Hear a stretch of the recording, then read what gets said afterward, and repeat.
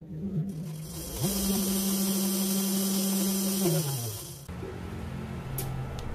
have this old car alternator and I will convert it into electric motor. First, we need to tear down the alternator.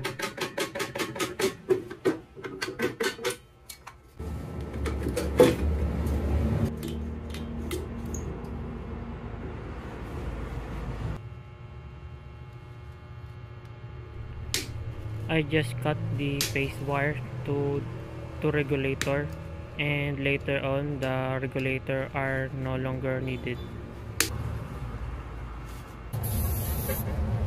After that, I clean the parts.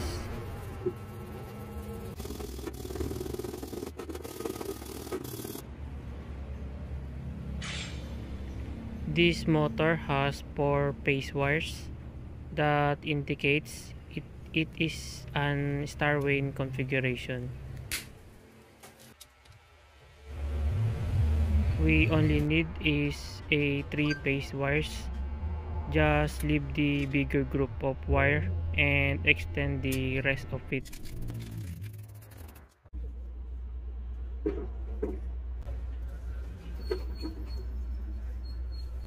I also extend the wires of the rotor. Okay, we're already done converting the alternator to motor.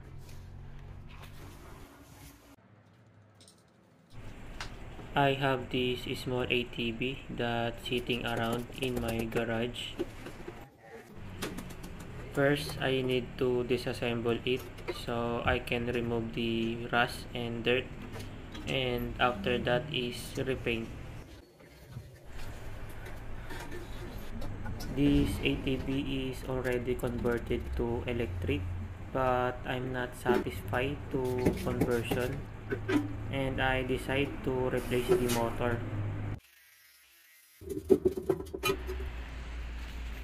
This sprocket is from its old engine. The nut and the bolt I attach will be welded to the frame.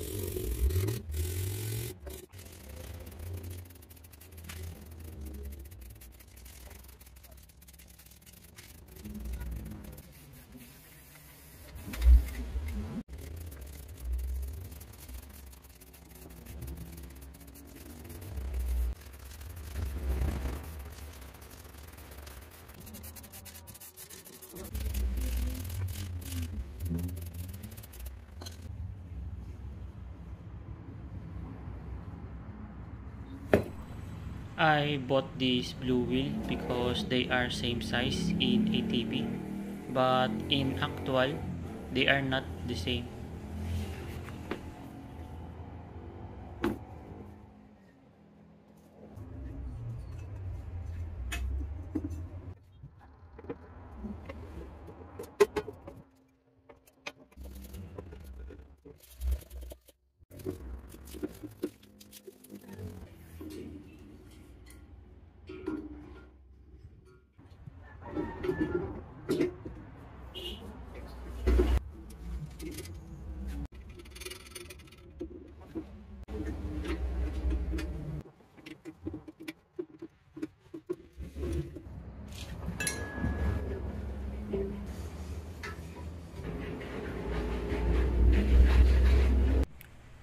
This is the rotor wire, and are the 3 phase wires.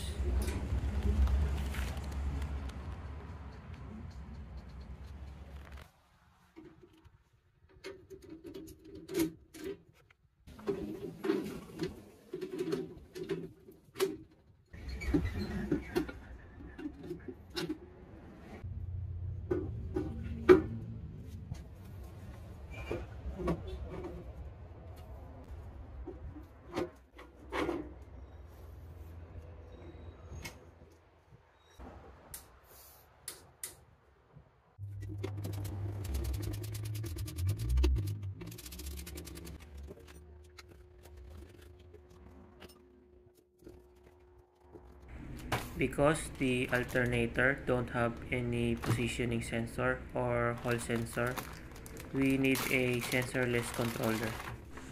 Luckily, we have this Maxkego Mini version 6.8 100 amps. This tiny controller is capable of up to 60 volts battery voltage and up to 150 amps phase current. It has these generous 8 gauge power wires and 10 gauge for phase wires. Most of the BESC I have used is needed to install heatsink, but this Maxgo BESC has already this heatsink.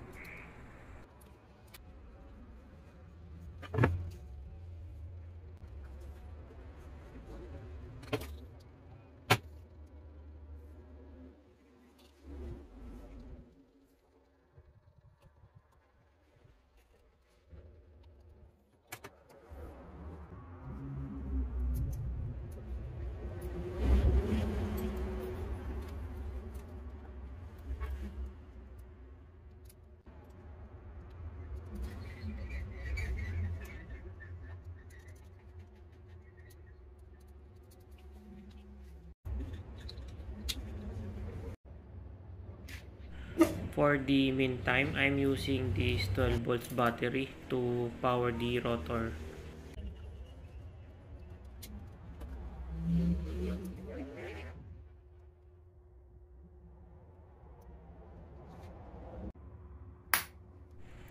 "36 volts to power the controller.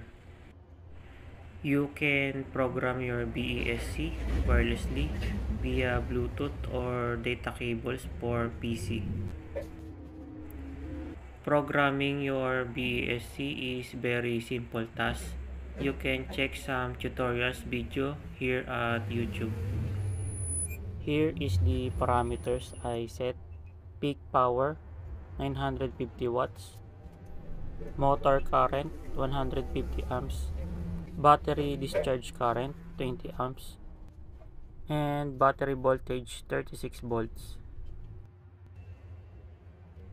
For regenerative braking, maximum battery charging power is 250 watts, battery charge 10 amps, and motor current 60 amps. And for the throttle control is duty cycle. You can change the parameters based on the battery. You can use 4S to 14S or 12 volts up to 52 volts battery. But keep in mind that reaching controller limits can cause permanent damage to it. I removed the other wires that not need for this ATB. The only wires remain is power wires, phase wires, and throttle wires.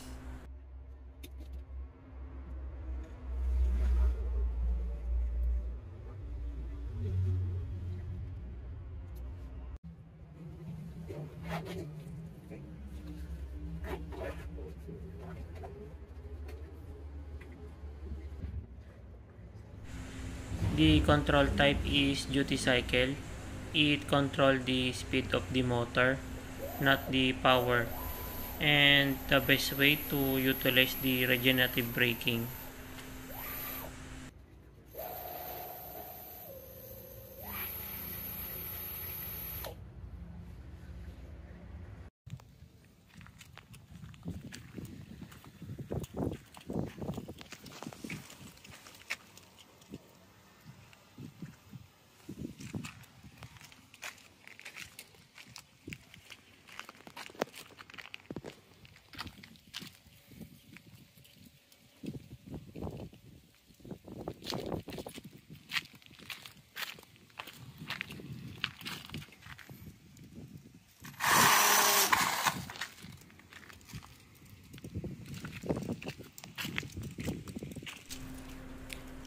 The alternator motor can only reach 2000 RPM at 36 volt battery.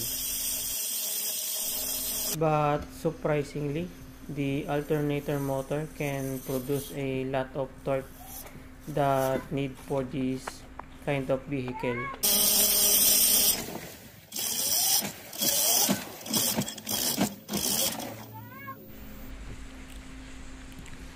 The regenerative braking is too strong that most of the time it can stop the wheel. And basically, on that reason, the physical brakes are never been used in this video.